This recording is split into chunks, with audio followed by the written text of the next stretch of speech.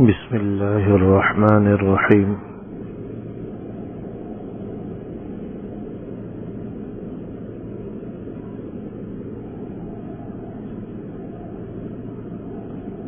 وعن عائشة رضي الله تعالى عنها قالت: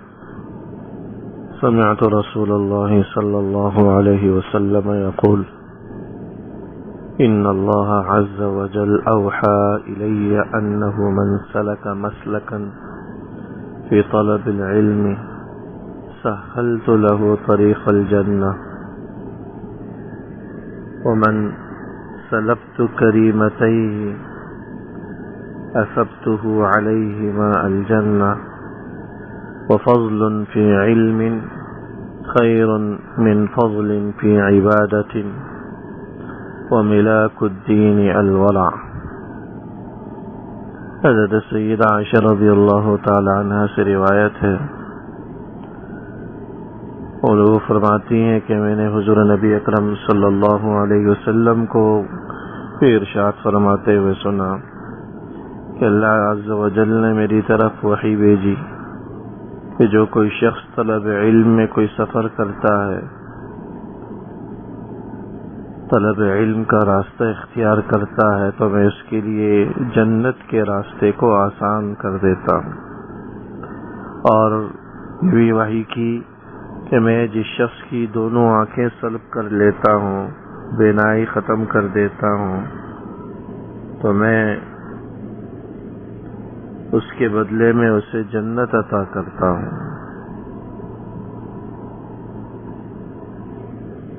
علم میں اضافہ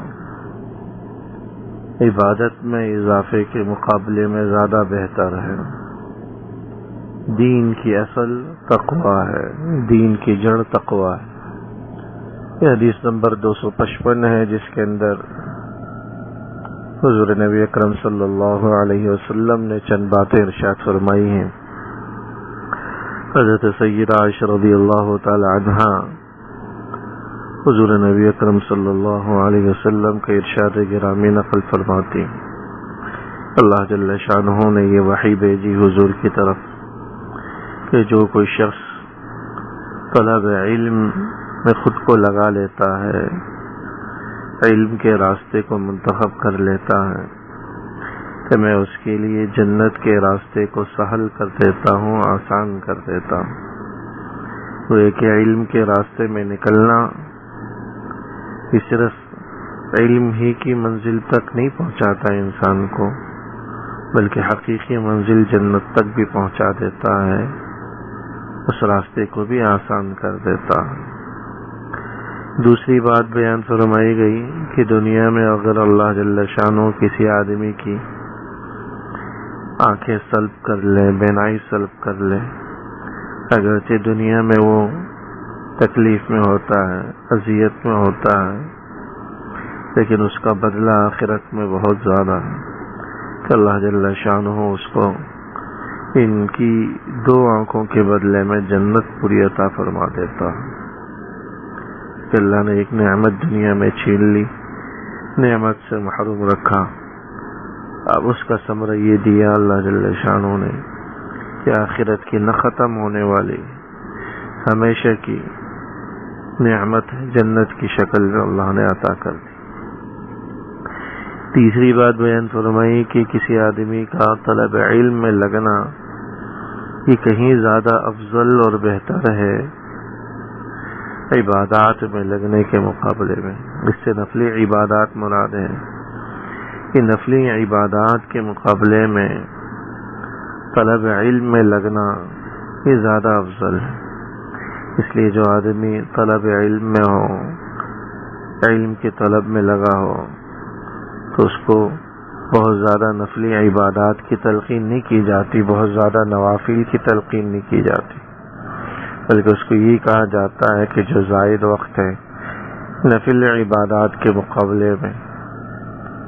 علم کو حاصل کرنے میں لگاؤ، علم کی طلب میں لگاؤ۔ اور تیسری بات جو اہم بات ہے ساری باتوں کی حاصل، وہ ایک ہی دین کے اندر اصل چیز تقویٰ ہے۔ جس آدمی کے اندر جتنا تقویٰ ہوگا وہ عند اللہ افضل ہوگا عند اللہ، وہ اللہ کے نزدیک بڑے مقام اور مرتبے والا ہوگا، اللہ کے نزدیک اس کا بڑا درجہ ہوگا۔ ان اکرمکم عند اللہ اتقاکم، قرآن کریم میں اللہ جل شانہ نے ایک جگہ فرمایا کہ تم میں سب سے زیادہ میرے نزدیک مکرم محترم مقام اور مرتبے والا وہ ہے جو تم میں سب سے زیادہ متقی اور پرہیزگار ہو۔ اس حدیث مبارک کے اندر جو بیان کرنے والی جو بات تھی اس کا تعلق طلب علم کے ساتھ تھا۔ اس سے پتہ چلا کہ اگر کہیں کوئی دین